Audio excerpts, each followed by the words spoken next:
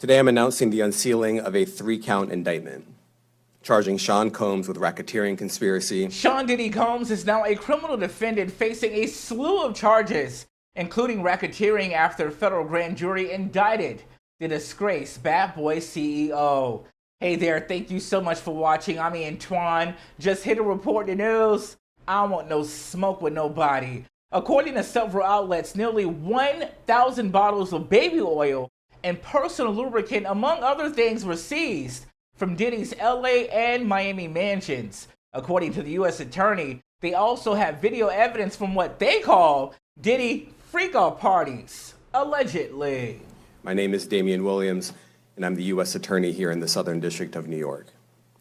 Today I'm announcing the unsealing of a 3-count indictment, charging Sean Combs with racketeering conspiracy, trafficking, interstate transportation for. The indictment alleges that between at least 2008 and the present, Combs abused, threatened, and coerced victims to fulfill his desires, protect his reputation, and conceal his conduct.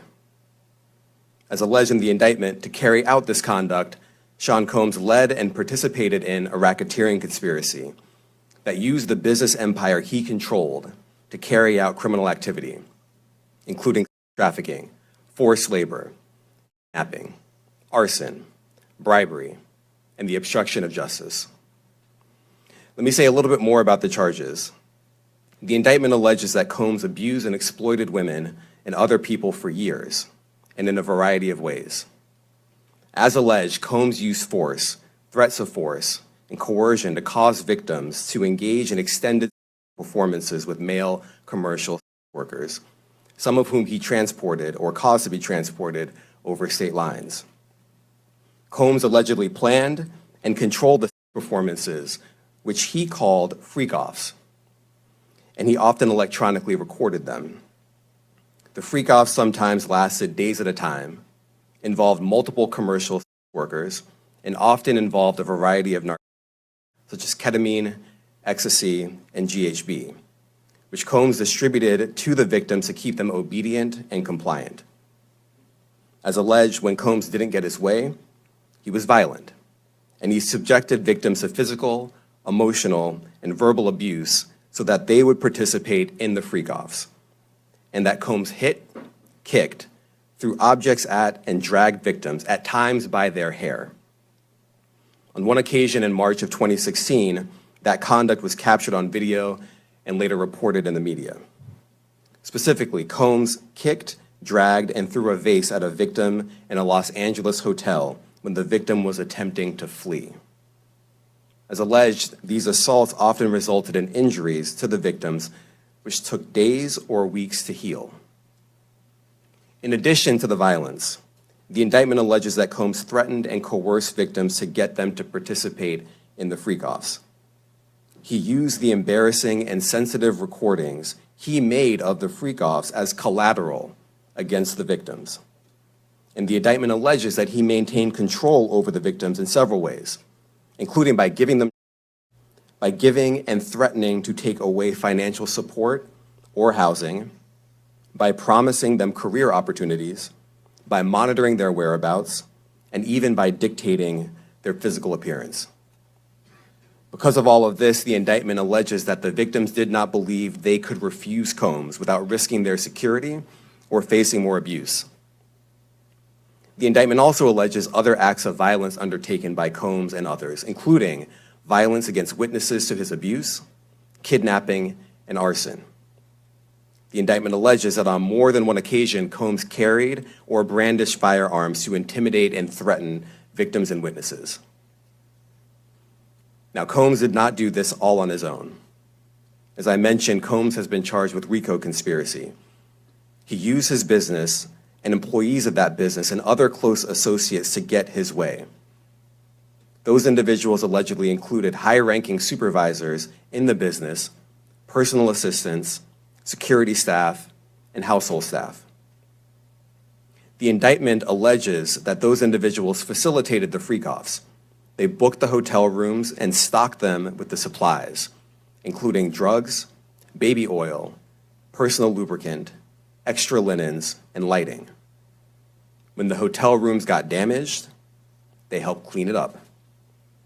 They arranged for victims and commercial sex workers to travel for the freak-offs, and they delivered large quantities of cash to Combs to pay for the commercial sex workers. The indictment also alleges that they helped Combs cover up his crimes. During the March 2016 incident at the LA hotel that I mentioned earlier, a member of the hotel security staff intervened, and Combs attempted to bribe the staff member with a stack of cash to make sure that what happened was kept quiet. And as the indictment alleges, in late 2023, after public allegations were made about Combs' crimes, he and others pressured witnesses and victims to stay silent, including by making phone calls to witnesses and victims and giving them a false narrative of what they had experienced.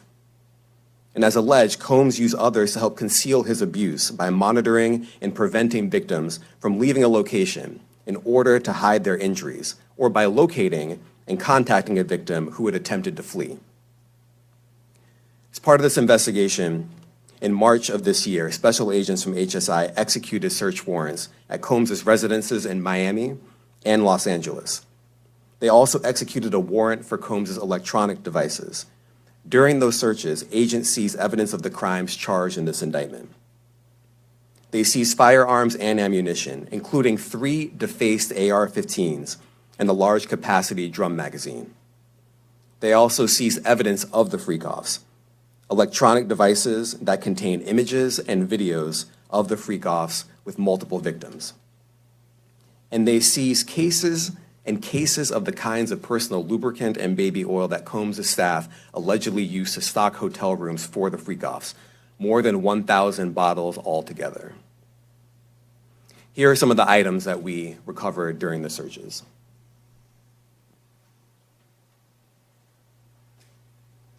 As you can see here, this is a drum magazine, large capacity, and it contains, I believe, 59 rounds. I mentioned as well we recovered 3 AR-15s. This is a close-up shot of one of the AR-15s, and you can see right here the serial number has been thoroughly defaced. Another picture of more ammunition and parts of 2 AR-15s right there. Now, I want to be clear about 2 things.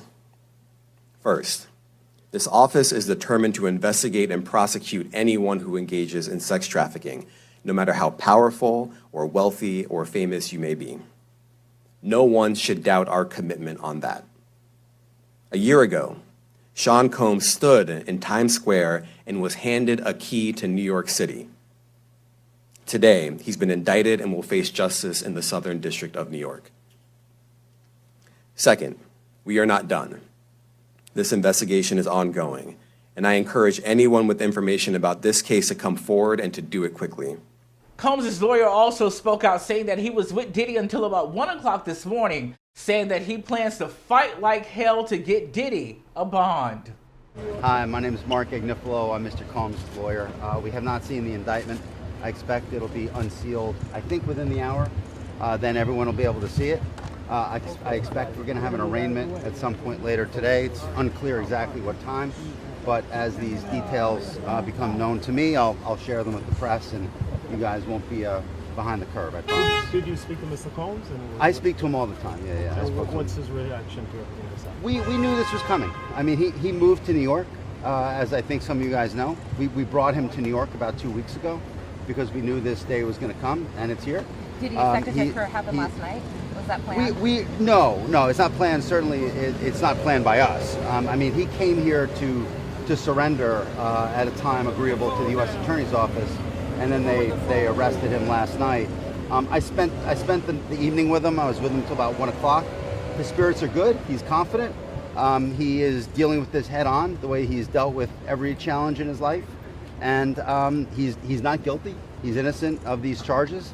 We know what the charges are going to be without seeing the indictment. It's going to be racketeering, it's going to be sex trafficking, it's going to be things along those lines. This is what we've been expecting since the searches in March. He, to his great credit, he voluntarily came to New York. Not a lot of defendants do that. He came to New York to to basically engage the court system and start the case, and it'll start today. And he's going to plead not guilty, obviously. He's going to fight this with all of his energy and all of his might and the full confidence of his lawyers. And I expect a long battle with a good result for Mr. Combs. Do you think he'll be released? I'm going to fight like hell to get him released, and he should be released with all that he's done and coming here voluntarily. And guys, I'm going to cut it short because I have to go in. All right. So thank you all very much, and I'll keep you all posted. Have you spoken to Combs this morning?